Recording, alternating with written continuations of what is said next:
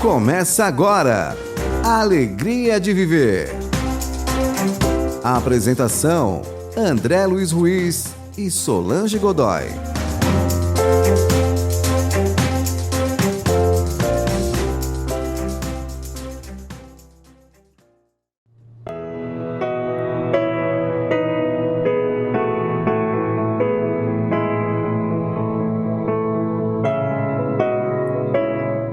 Olá pessoal, estamos iniciando mais um programa Alegria de Viver. Como é bom estarmos reunidos em mais uma semana, aprendendo coisas positivas, e que nós desejamos que o programa Alegria de Viver leve a você muita esperança, muita paz, a certeza de que nós não estamos sozinhos nessa vida e que estamos aqui encarnados na Terra para aprendermos sempre, para evoluirmos. Então, e este belo livro, A Caminho da Luz, nos auxilia. Você já imaginou que beleza que é o plano espiritual nos trazer notícias da história da civilização? Como é que as coisas se passaram no plano espiritual para que tudo estivesse acontecendo, para que tudo fosse encaminhado aqui na Terra? Isso tudo é muito bonito. Então, vamos aproveitar essas coisas boas que a vida nos oferece, como este belo livro do Espírito Emmanuel e a psicografia do querido Chico Xavier. Eu sou Solange Godoy, junto com André Luiz Ruiz. Como vai, André? Olá, Solange. Olá, queridas irmãs, queridos amigos. A Boa Nova tem sempre um sorriso cheio, largo, brilhante para você, porque ela fala de coisas lindas, fala da esperança, fala do amor, fala da verdade do mundo espiritual, que inspira nossos pensamentos e sentimentos, que nos ajuda a lembrar do perdão, a fazer o bem, a esquecermos-nos um pouco e pensarmos nos demais.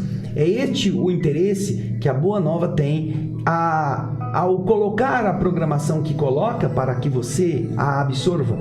E é este o abraço que o Luiz Leite e o Alailson Cunha te endereçam nesse momento.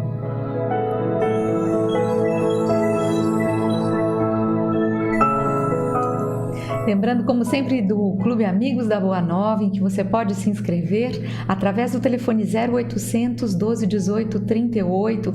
Como nós sempre nos referimos, sempre dizemos que a sua participação é muito importante. Então ligue para a gente, fique sócio, olha o número aí na tela e você vai auxiliar a que coisas positivas sejam propagadas, que outras pessoas possam ter acesso a uma mensagem que traz um alimento para a alma. Então, 0800 12 18 38, ligue para a gente. Eu gostaria só de lembrar que o atendimento para você ligar para a gente durante a semana, o atendimento ocorre de segunda a sexta-feira, das 7 da manhã às 7 da noite. E você também pode telefonar aos sábados, a partir das 9 da manhã até as 3 horas da tarde. Bem, muito bem. Nós estamos, então, fazendo a leitura e o comentário do livro A Caminho da Luz. Todos vocês já sabem. Hoje nós estaremos entrando no capítulo 22º, que fala sobre a Revolução Francesa.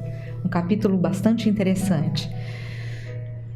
Bem, André, você gostaria de colocar? Nós vamos acompanhando o raciocínio de Emmanuel, que vai trazendo do século XVII, século XVIII, para chegarmos no século XIX, todo aquele turbulento momento, porque a humanidade está passando guerras, absolutismo, depois iluminismo, enciclopedismo, depois mudanças sociais, solicitações de liberdade e, por fim, a eclosão dos movimentos libertários, como nós já vimos com a Revolução Americana de 1776, e agora vamos começar na Revolução Francesa, de pouco tempo depois. Só fazer um breve comentário, porque às vezes Emmanuel passa rapidamente sobre diversos períodos da história, e muitos períodos são muito interessantes. Você pode aperfeiçoar o seu conhecimento, buscar. Hoje existem vídeos, existem muitos documentários a respeito da Revolução Francesa, a respeito de tudo isso que nós já comentamos anteriormente, e você pode enriquecer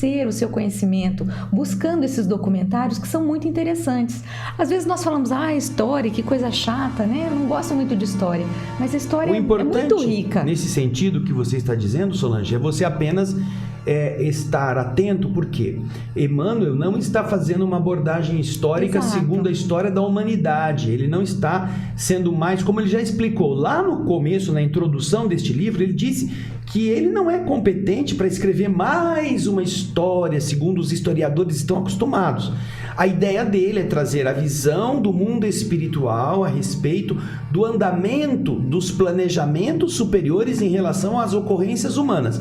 Então, certamente, se a pessoa vai pesquisar na história da humanidade, ela vai encontrar outros argumentos para justificar determinados eventos, ela vai encontrar explicações humanas para as questões humanas. Você não vai encontrar na pesquisa histórica que fizer, a não ser que seja uma pesquisa em história espiritual, as explicações que Emmanuel está dando neste livro A Caminho da Luz. Então, você poderá fazer isso, essa pesquisa é muito útil para a cultura geral, para você ver o desenvolvimento dos relacionamentos sociais, das lutas políticas, religiosas, para você se abastecer de informações na história contada dos homens pelos homens. Mas, em termos espirituais, o que Emmanuel está fazendo aqui é inédito. Você não vai encontrar em nenhuma pesquisa nas livrarias, bibliotecas do mundo, uma visão como esta que Emmanuel nos está passando, tá bem? Exatamente. O estudo é só a título de você comparar, né?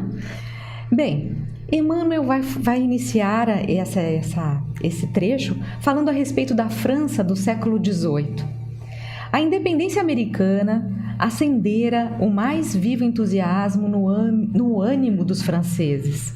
Humilhados pelas mais prementes dificuldades depois do extravagante reinado de Luís XV, o luxo desenfreado e os abusos do clero e da nobreza, em proporções espantosas, haviam ambientado todas as ideias livres e nobres dos enciclopedistas e dos filósofos no coração torturado do povo. Ou seja, o luxo dos reis deu razão àquilo que falavam os enciclopedistas e filósofos iluministas a respeito da necessidade de mudar essas coisas já postas e acomodadas, não é? Dos barões que engordam e do povo sofrido que emagrecia.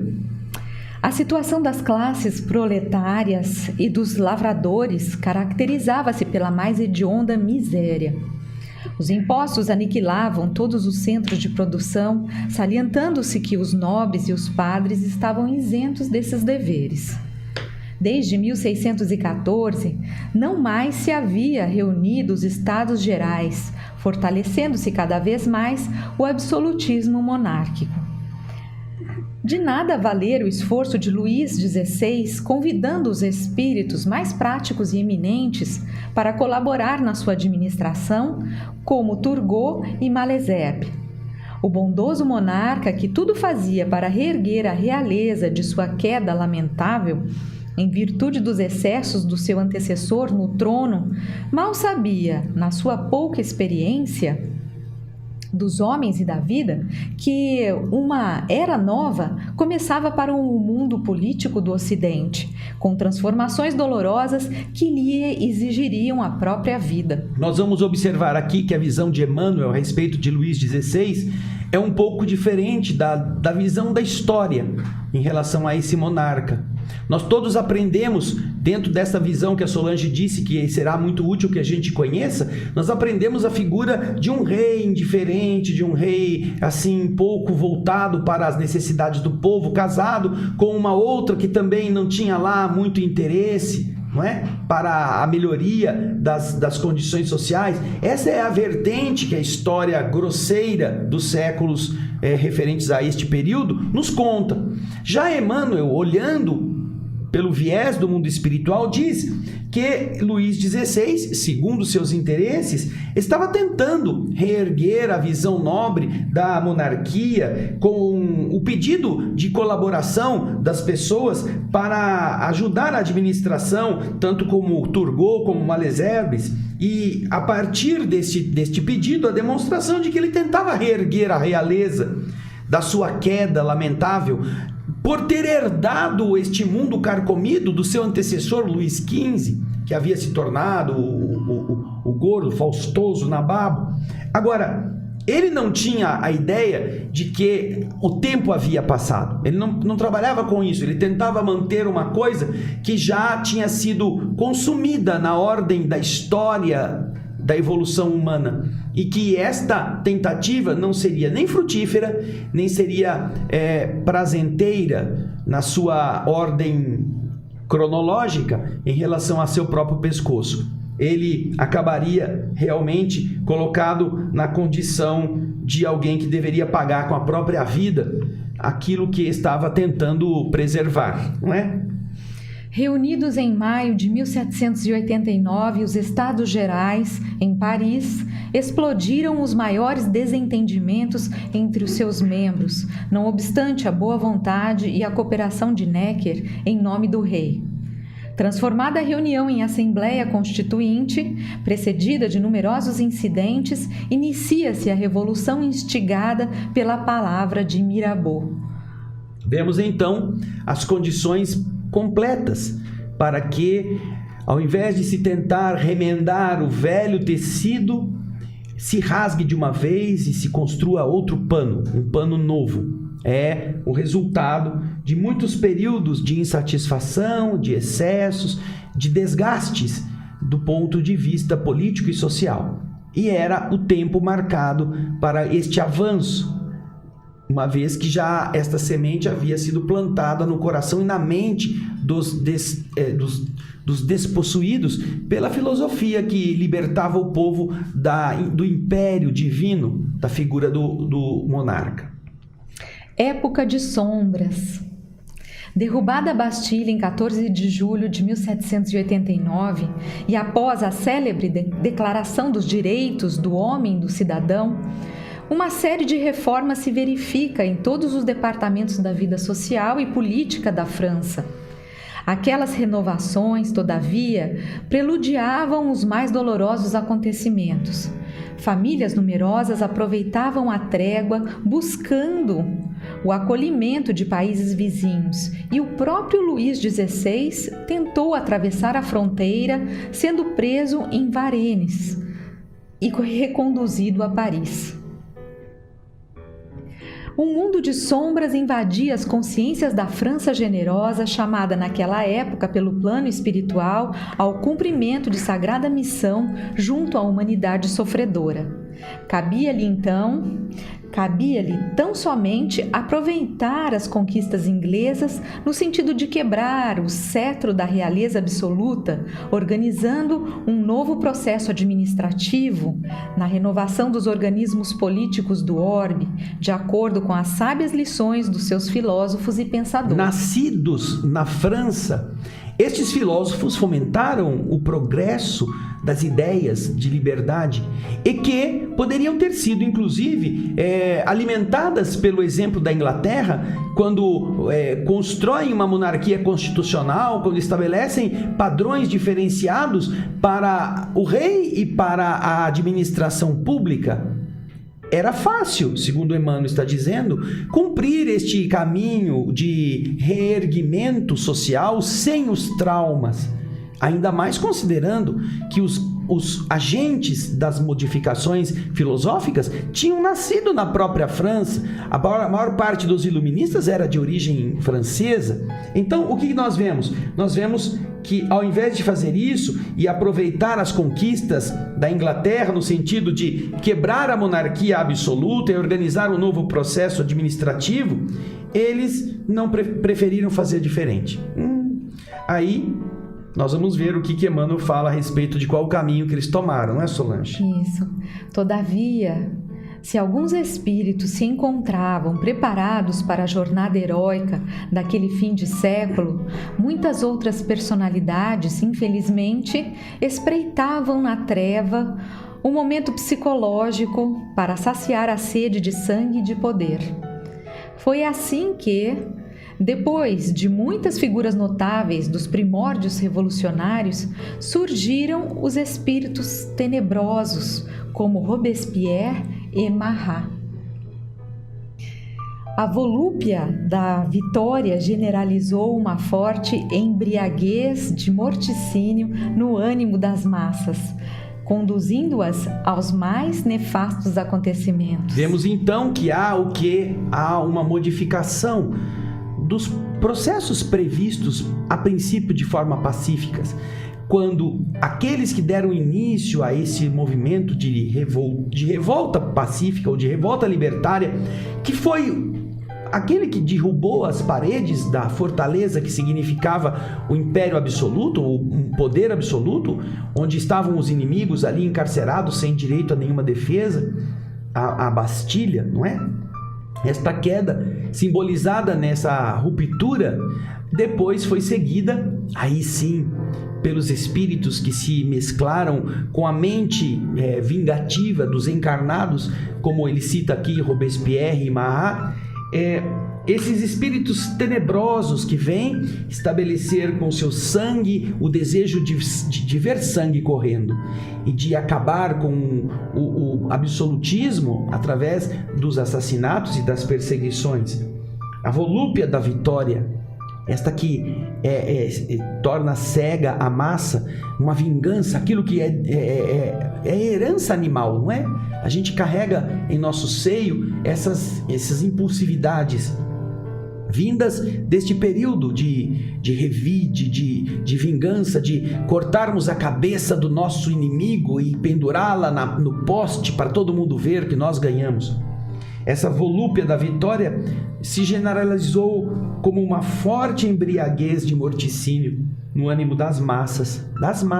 Uhum. É como uma hipnose assassina. E estas massas se permitiram todos os nefastos acontecimentos a que nós vemos a história se referir. Então, vemos então esta... E o que a gente vê, inclusive no parágrafo anterior, como você bem comentou, André, que não havia necessidade disso, né?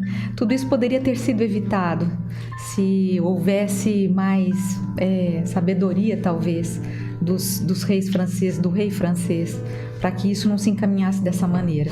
Nós vemos uma sede de restauração com a desculpa de livrarmos-nos das injustiças, mas de restauração de um revide, de uma resposta daqueles que se sentiam oprimidos ou que se julgavam assim, mesmo não tendo sido, como uma coisa que autorizasse a pôr fogo, a justiça com as próprias mãos, né? A pôr fogo, a matar, a acabar com um Estado que, se bem tinha muitos defeitos, estava num projeto de edificação de uma nacionalidade e que, como nós vimos aqui, poderia ter aproveitado esse esforço, que é um esforço tonificante, é um esforço vigoroso de melhoria, por caminhos que não fossem do extremismo. Todos os extremismos acabam sendo usados por entidades trevosas para gerar mortes e lutas, até mesmo civis, entre os indivíduos de uma mesma nacionalidade. E esta polarização é sempre um instrumento das entidades inferiores de controle, um instrumento de controle. Quando você cria em uma sociedade padrões de antagonismo, como aliás a gente está vendo em muitos lugares, não só do Brasil, em que precisa se jogar brancos contra pretos, ricos contra pobres, patrões contra empregados, empregados contra patrões, homens contra mulheres, mulheres contra homens. Quando nós vemos esse discurso, inclusive estimulado pela mídia, como se isso fosse um grande favor que a mídia faz para as minorias, não, quando você vê o esforço de se fazer da minoria a regra geral, impondo-a à maioria, sem que a maioria pudesse se manifestar, porque isso já seria uma homofobia, uma heterofobia, uma ricofobia, uma pobrefobia, criando esses termos que são, na verdade, manifestações de um primitivismo absurdo para fazer com que as pessoas se hostilizem e se rotulem. Aí, o que nós vemos? Nós vemos esse desmando chegando a esse impulso bélico, esse impulso agressivo, que é muitas vezes no que estão apostando as pessoas que querem manipular a força das massas ignorantes numa direção ou outra. Então, é importante que nós estejamos sempre atentos para essas realidades, de forma a não nos deixarmos contaminar por esse tipo de coisa. E, compreendendo os valores que nós desejamos, lutar por eles dentro daquele mundo ético que nós aprendemos com o Cristo. Quando Jesus analisa os fatos da vida, ele recomenda a todas as pessoas que tenham recursos, que sejam os marajás, que eles se abstenham de todos os excessos e ajudem os miseráveis. Vai lá o jovem rico pedir a Jesus como é que ele deveria ganhar a vida eterna, e Jesus fala: vai, vende tudo que você tem e dá aos pobres, e aí você terá um tesouro no céu, depois você vem e me segue. Mas para todos os rebeldes que queriam encontrar em Jesus uma palavra para levantar um levante contra o Império Romano, os que se achavam injustiçados e queriam combater o invasor, Jesus, perguntado se deveria o homem pagar o tributo a César, Jesus pede a moeda e diz: de quem é esta figura? Ah, é de César. Então entregue a César o que é de César, obedeça. E Jesus não autoriza a rebeldia, não autoriza a revolução. Jesus coloca cada um no seu lugar e pede de todos a bondade e o combate ao egoísmo para que a sociedade seja melhor. Então, nós vemos que isso não aconteceu na Revolução Francesa por uma volúpia de partidarismos que acabaram levando muitas pessoas à morte. Muito bem, programa Alegria de Viver, nós faremos um breve intervalo, daqui a pouquinho estaremos de volta.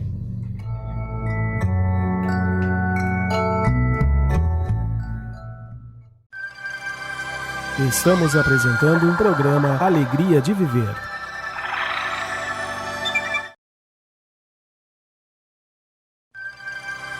Programa Alegria de Viver está voltando.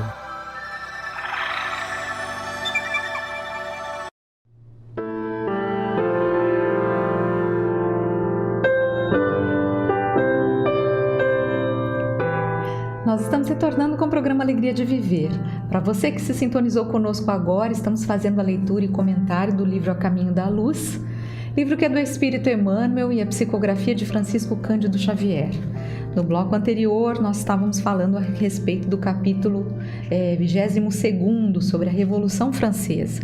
E agora Emmanuel nos traz o seu subtítulo, que fala a respeito, que se chama Contra os Excessos da Revolução. Vamos lá, acompanhem comigo. A Revolução Francesa, desse modo, foi combatida imediatamente pelas outras nacionalidades da Europa que, sob a orientação de Pitt, ministro da Inglaterra, sustentaram contra ela e por largos anos uma luta de morte. Veja que interessante, olha só. Uma nação, apesar da concordata ou daquele ajuste de Westfália, do Pacto de Westfália, quando se estabeleceu o respeito às nacionalidades, a França, que já não aceita mais o direito divino, depõe o seu rei, cria uma revolução, que a princípio seria aquela que pregaria a igualdade, a liberdade, a fraternidade. E então o que acontece? Todos os povos europeus governados por reis se sentem ameaçados, porque naturalmente os seus súditos poderiam desejar a mesma coisa.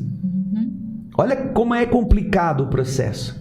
Então, através da influência política e econômica, a Inglaterra financia exércitos para atacar a revolução, e os franceses têm que se ver em luta contra os antigos membros do regime, que eram os Bourbons, apoiados pelos que são reis. E você não se esqueça que os reis se casavam entre as casas reais. Isso. Eles eram primos, eles eram membros da mesma nacionalidade, família sanguínea. Havia uma mistura entre os reis de diversas nacionalidades. Então, exato, a princesa da Áustria casava com o príncipe da França, por exemplo. Isso. O da Espanha com... Faziam alianças políticas. Alianças muito intrincadas. Então você vê, quando isto esse tecido começa a se esgarçar, todos os outros que estão metidos neste pano não querem deixar que o rasgo chegue até eles. Eles se apoiam. Então eles se apoiam e eles invadem, eles lutam contra a revolução. Então são momentos de bastante conflito. E o ministro da Inglaterra fomenta isto, porque a Inglaterra ainda é um reinado. O rei tem uma garantia constitucional, ele existe como existe até hoje. A rainha da Inglaterra. Eles não querem perder esta maneira de agir. Nós vemos o rei da Prússia, o rei da Alemanha, dos Estados Germânicos, vemos na Espanha o rei também em decorrência dos Bourbons, na Suécia. vemos em alguns Países Baixos o reinado até hoje existindo. Ou seja, vemos que todos tentam recuperar o status, ou ajudar a França a recuperar o status de monarquia. A Convenção Nacional, apesar das garantias que a Constituição de 1791 oferecia à pessoa do rei, decretou-lhe a morte na guilhotina, verificando-se a execução aos 21 de janeiro de 1793, no local da atual Praça da Concórdia. Em vão, tenta Luís XVI justificar sua inocência ao povo de Paris antes que o carrasco lhe decepasse a cabeça. As palavras mais sinceras afluem-lhe aos lábios, suplicando a atenção dos súditos, numa onda de lágrimas e de sentimentos que lhe burburinhavam no coração, não obstante a sua calma aparente. Renovam-se as ordens aos guardas do cadafalso e rufam os tambores com estrépito, abafando as suas afirmativas. Veja só, o rei está tentando dizer da sua inocência, mas já está condenado. Ele pode dizer as coisas mais lindas e ainda assim não se imagina que a revolução deu um passo atrás, demonstrando fraqueza. Ela quer seguir adiante. Ela precisa manter a si mesma e para isso precisa matar o rei como símbolo de um poder absoluto. Nós nos lembramos, por exemplo, quando o imperador Dom Pedro II foi deposto, um dos mais lúcidos políticos da sua época, que governou o nosso país com um coração bondoso, com a alma generosa de um elevado espírito por quase 50 anos, e quando os que deram a voz de deposição o colocam fora do trono com o golpe da proclamação da República, lhe dão 24 horas para deixar o país. Expulsam o imperador. Não querem o imperador tomando conta aqui de algum pedacinho de terra, de um quintalzinho que fosse, e dando ao povo a lembrança de que o velho era bom. Isso. Perto do que vem depois com a República. Precisam expulsá-lo. Felizmente não foi morto. Felizmente lhe deram a chance de viver no exílio, com poucos recursos. Mas lá com Luís XVI, ele não teve a mesma sorte. Fazendo uma parte, André, a gente hoje em dia a gente fala, o rei foi decapitado, a revolução acabou com o rei, mas imagine a força dessa revolução que faz com que você extermine, acabe, você decepe um rei. O rei era tido até antigamente como aquele soberano que inclusive ele era rei por ser de linhagem divina, não é? Existia um pensamento assim, isso que leva, um respeito até então muito grande ao reinado. Isso que leva a entender por que ele foi decepado. Por que a revolução gerou toda esta luta contra não apenas a pessoa do rei, mas o princípio do rei divino.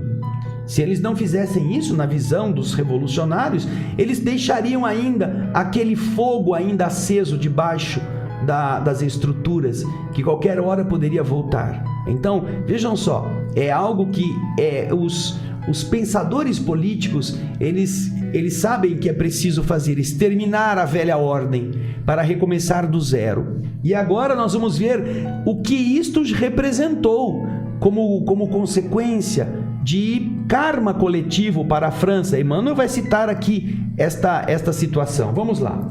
A França atraía para si as mais dolorosas provações coletivas nessa torrente de destinos. Desatinos. De desatinos.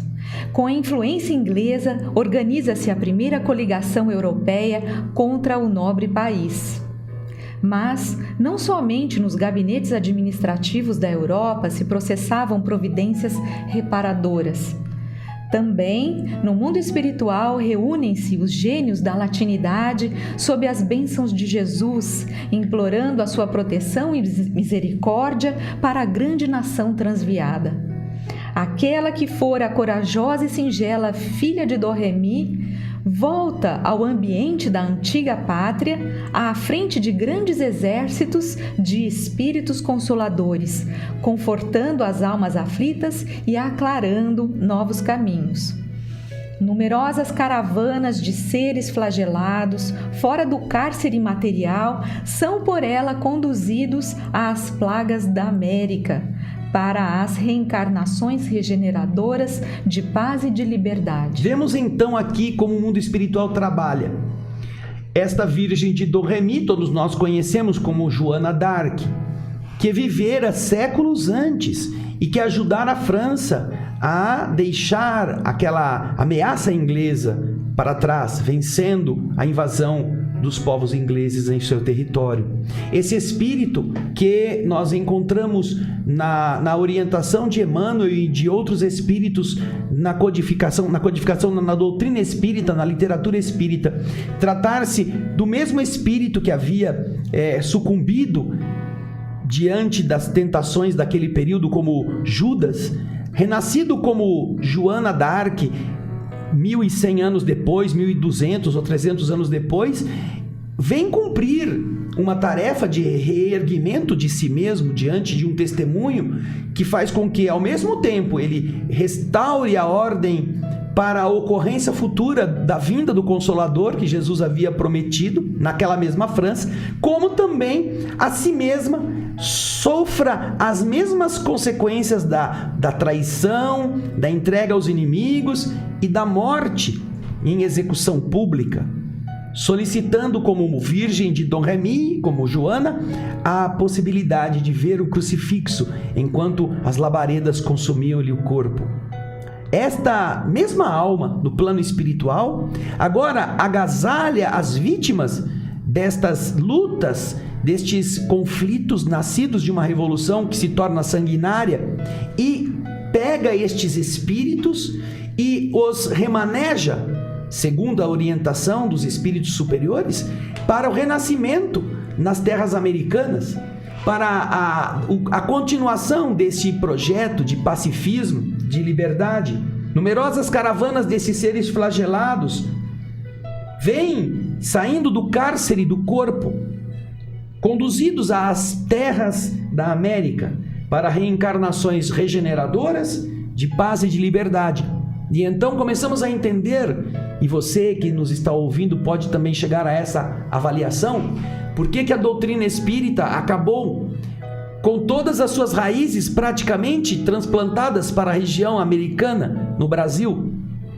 Espíritos já afirmaram através de Divaldo Pereira Franco e através de Francisco Cândido Xavier que uma grande quantidade de almas que serviram ao projeto da espiritualização do Consolador prometido foram remanejadas para o renascimento no Brasil, a fim de que para cá esta mesma visão do Espírito de verdade, do Consolador que vem dar a esperança e as noções de um mundo futuro muito mais belo, também se encontravam já sedimentando estes caminhos. É uma forma de entendimento, porque nós vamos ver, não muito tempo depois que Emmanuel escreve isto, a França sofrendo atrozmente a invasão nazista. Os nazistas se estabelecem na França, dividem a nação, obrigam o povo francês a se submeter, reconhecem um governo fantoche em Vichy nas mãos de um marechal, mas não respeitam a identidade francesa e lutam até para destruí-la ao máximo. A França perde muita gente, sofre consequências graves, talvez relacionadas ao karma coletivo aqui estabelecido na Revolução, quando o mal que se pratica acaba se voltando contra aqueles que o praticaram para que eles se resgatem, e que individual ou coletivamente a gente precise honrar as nossas atitudes nas suas consequências. Portanto, é uma história bastante interessante e, por ser próxima de nós, é algo que é facilmente encontrável nos arcanos da história recente, nas enciclopédias, nos relatos, nos filmes, como a própria Solange já havia comentado aqui antes, que nós poderemos ter uma noção da história real feita, contada pelos homens, cotejando-a com aquilo que os espíritos estão contando no esforço da espiritualização do planeta. Bem, acabamos. Já deu o nosso tempo. Nós temos que encerrar o programa. Deixamos o convite para você, como sempre, participar do Espiritismo Sem Mistério. Nós estamos estudando o Livro dos Espíritos. Às terças-feiras, de 15 em 15 dias, a partir das 16 horas, você pode estudar conosco. Amanhã tem. Amanhã teremos. Então, participe, envie suas mensagens, suas perguntas. Um estudo bastante interessante. Lá na TV Mundo Maior. TV Mundo Maior. Se você quiser estudar conosco, às quartas-feiras, a partir das 20 horas, nós estaremos na TV Alvorada Espírita, também falando sobre o Livro dos Espíritos. Então, são duas boas oportunidades para que nós possamos aprender mais sobre essa doutrina, que é bastante rica. Muito bem, nós agradecemos a sua participação. No programa da semana que vem estaremos dando continuidade a esse capítulo, então você também não pode perder. Agradecemos a sua participação. Que essa semana seja de muita paz e até a próxima edição do programa Alegria de Viver. Vamos fechar os olhos, acompanhe conosco a nossa prece, a nossa vibração.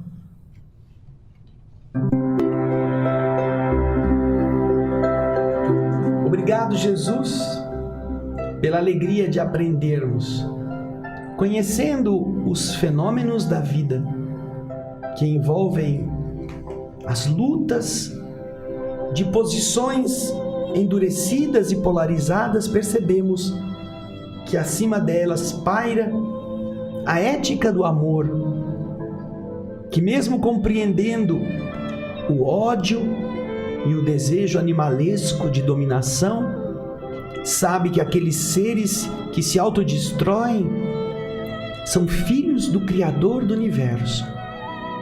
São aqueles que um dia ajudarão esse mesmo Pai a fecundar vida em outros orbes.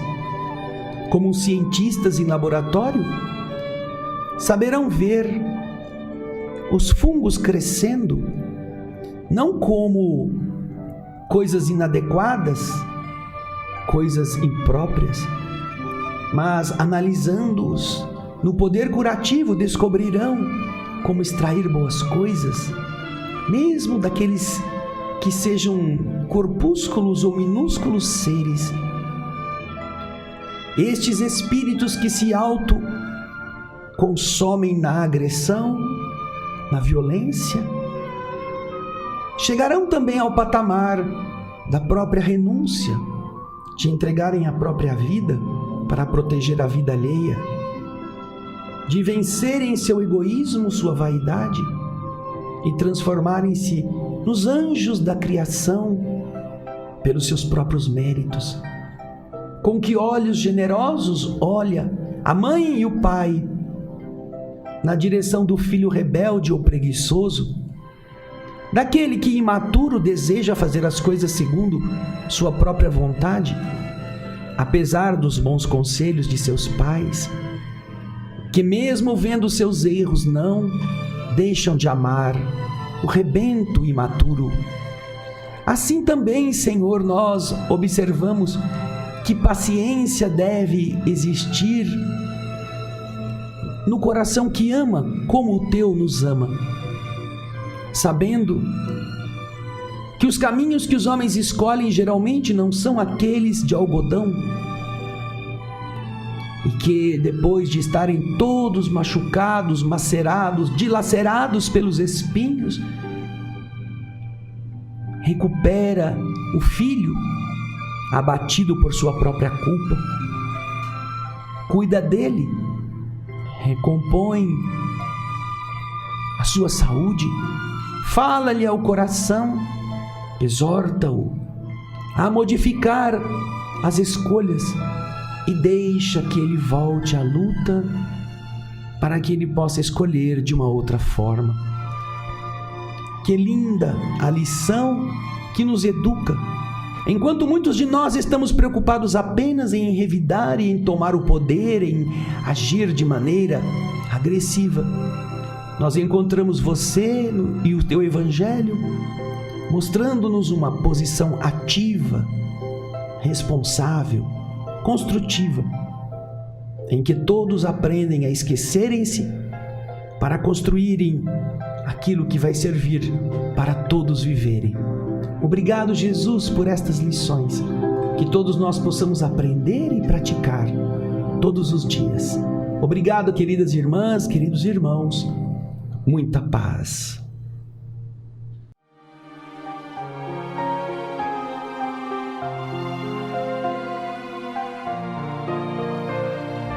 Creio em ti ao ver que a chuva cai e faz a flor nascer.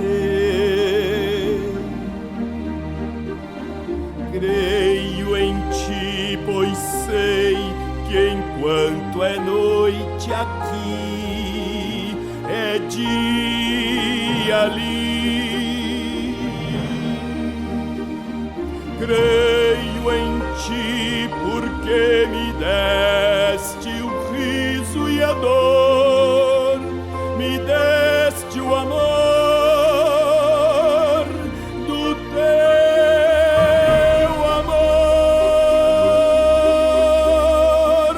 Creio em ti, creio em ti. Se a paz sobre nós seu véu descer, eu creio em ti. Se a tempestade a terra abalar, eu creio em ti. Cada vez que neste mundo eu escutar alguém cantar, alguém chorar, direi então, creio em ti, Senhor, eu creio em ti.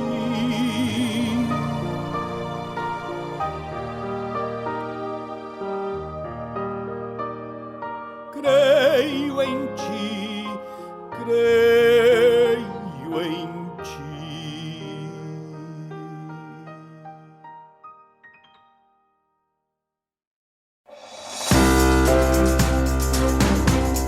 Você ouviu Alegria de Viver.